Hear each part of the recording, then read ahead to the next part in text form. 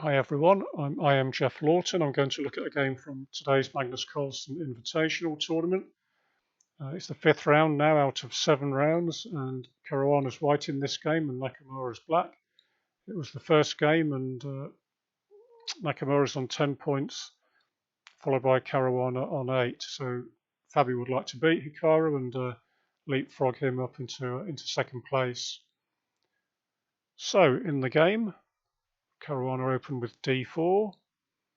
We had knight f6 and then c4 and now e6, knight f3 and d5, a queen's gambit declined, knight c3, bishop to e7 and bishop f4, sort of the popular move among the top players in the world.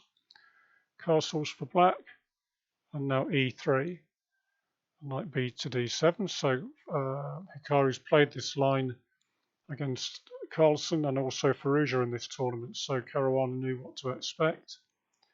And he prepared this line with c5, c6, and now h4, which perhaps might be a new move. If it's not new, it's certainly very unusual, sort of delaying the development of the bishop.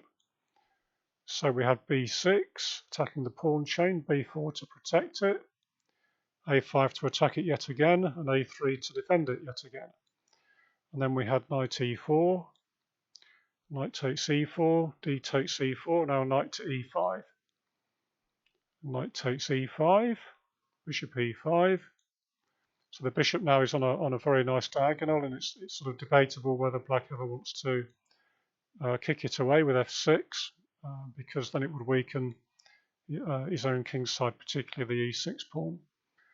So first Nakamura played queen to d5, bishop e2, bishop to a6, and now castles, which looks a bit peculiar because it half looks as if it might leave the pawn on pre, but it's justified tactically. After bishop e2, queen e2, we had a trade on b4, a takes b4, bc5, bc5. Now if bishop h4, it runs into queen g4, which hits the g7 pawn and also the bishop on h4. And then you would have to play f6 to block that. But then white can play bishop d6, hitting the rook, and also still hitting the bishop, so white would emerge an exchange ahead because black would have to play here to avoid dropping a piece. But in the game we had bishop c5. An interesting move for white was queen here, but Caruana chose this move instead. So I should point out perhaps that if you take this, then of course black can just take that bishop, and then black is a pawn up, and also his king is very well sheltered. But in the game, after bishop g7, jettison the bishop that way, king g7, and now dc5, and now black's king is going to be permanently weak for the rest of the game because it lacks as much, it lacks the same amount of pawn shelter that white's king has got. So we had queen e5. Nakamura wanted no part of queen takes c5 due to check on g4, king h8, and then queen e4. And then white's got material equality. That probably will prove to be weak, and the king is still a little weak without the pawn shelter. So instead of that, we had queen to e5, and now rook a to d1. We had rook a5, and now this pawn is going to fall, but Caruana didn't seem too concerned about this. He played rook d4. The king went back to h8 to get out of danger, and now g3. It's quite interesting that Grisham was saying that the engine wasn't approving of Caruana's play at all, especially g3, but Grisham said it was very impressive. And it actually is, at least I thought, a really impressive game by Caruana. Then we had rook takes c5, and now rook b1. So the rook hopes to come down here and attack the black king, because without this pawn on g7, the king will need protecting. It appears to be one of the rules about these heavy piece endgames. That means with rooks and a queen each, or rook and a queen each, sort of the key thing seems to be how safe the kings are. and this king is much better sheltered by its own pawns, 4 pawns, than black's king, because the g pawn is missing. So we had rook d5, and now rook to c4, and now c5, and now queen c2 targeting the e pawn and also targeting c5 as well. So we had f5 to protect that. But of course, the drawback to that is that now the 7th rank is wide open for white to try and attack along there. So we had rook to a4, and now rook 8 to d8, and now rook to b7. So black played rook d7, otherwise white would double on the 7th rank with devastating consequences. And now we had rook to a8, sort of forcing quite a neat way to force off rooks. If you take here, then we can take this rook, and the rook still stays on the 7th rank. But in the game, Nakamura decided to keep the 7th rank and played rook b7, rook takes d8 with check, king to g7, and now king g2. I was really impressed watching the game how Caruana just realised that there's long-term problems for black. He's even allowed black an extra pawn, but these 2 pawns can be attacked, and also black has to keep the 7th rank protected, really, because you don't really want to let that fall into white's hands. So he played rook to c7, and now queen a4. So now the queen's either going to come here and attack along the 8th rank, and then the rook can play itself to here, or alternatively the queen can come to here, followed by queen f8 check, queen g8 check, or even queen h8 check. And it appears that black doesn't have time to try and attack.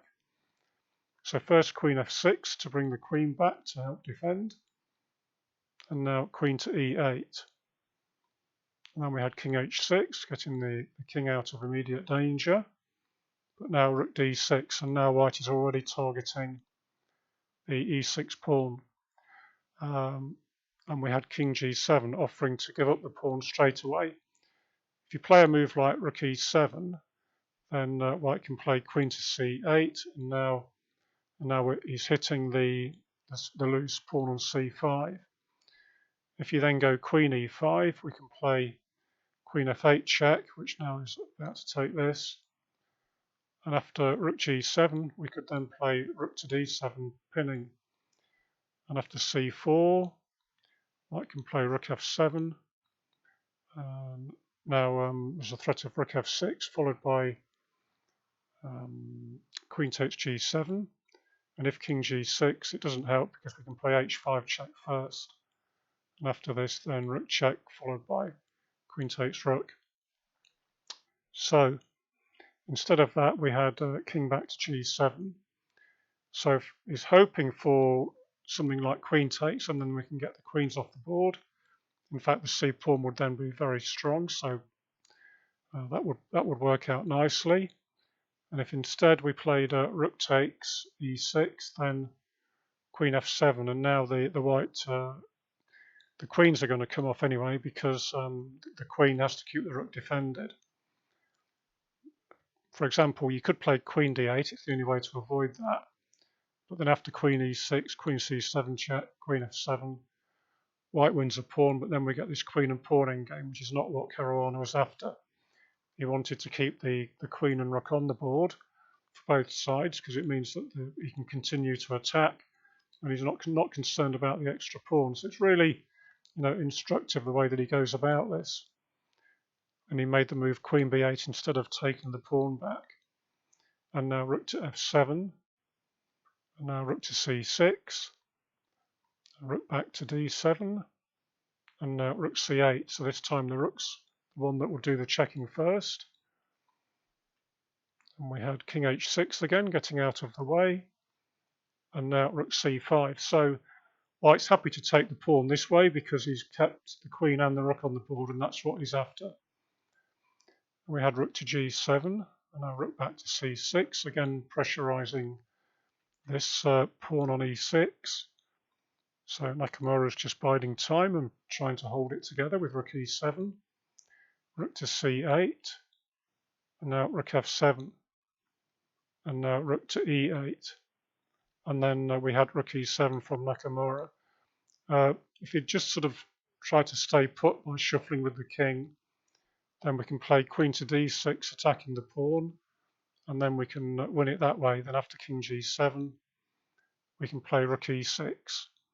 So white's won the pawn, and the pressure's still on. And after, say, queen c3, we can then use the h pawn. It's sort of like the last nail in the coffin, really, because h6 is coming and black can't prevent this. For example, if queen c8 to protect the back rank, we can push the pawn on with check, king g8, and now beautiful move, queen e5, simply threatening rook e8, winning the queen, and the rook can't do anything, the queen can't move, the king can't move to here to stop that, because then queen h8 is mate. And if the rook tries to stop rook e8, then queen g7 will win. So instead of that, we had rook e7 in the game, and now a sort of devastating pin with queen to d8. Now rook f7, and now queen d6. So very elegantly, white is now attacking this pawn twice with the queen and rook, and this time the rook is unable to come here to defend it because it can be captured there. So we had king h5, rook takes e6, and now queen to g7, and now queen f4. So now the king has been boxed in on the h5 square on the side of the board, and there's a constant threat of queen g5 mate, and also either rook or queen here check. So black is, is almost move bound really. And Nakamura played rook f6. But if he plays, say, rook f8 just to sit tight, to try and sit tight, we can go king h2, rook f7, rook to c6, and now black has to move something. So say he moves his rook to f8 again, and now we can play rook to c7. And after rook f7, you can't play now because of rook f7, queen f7, and checkmate on g5. Just shows you how black is very tied down and can hardly move. And if instead queen g6, that runs into rook h7, nicely deflecting the queen, and then checkmate. So there's nothing here for black to do.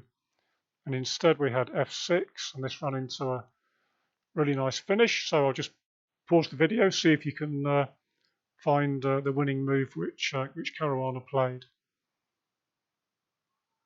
Okay, well done if you had a go and managed to find it. The move he made was g4 check, and the idea is that after f takes g4, he's just going to play rook e5 check, and then after king g6, he can play rook g5 check and take the queen with check, with a winning position.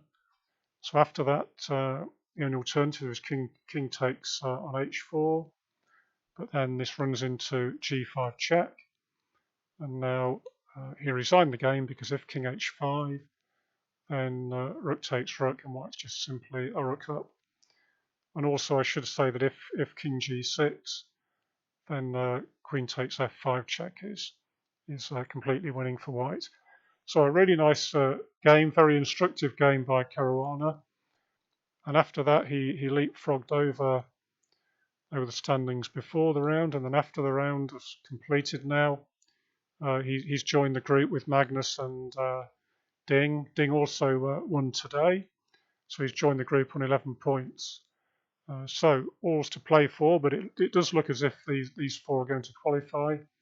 I think it requires Nepomniachtchi to win his 2 remaining matches and then get on to 11 points and see, well, if there's a sort of a minor miracle really and he manages to get ahead of Caruana. But it looks as if it's all done and dusted really for the top 4 spots into the knockout phase.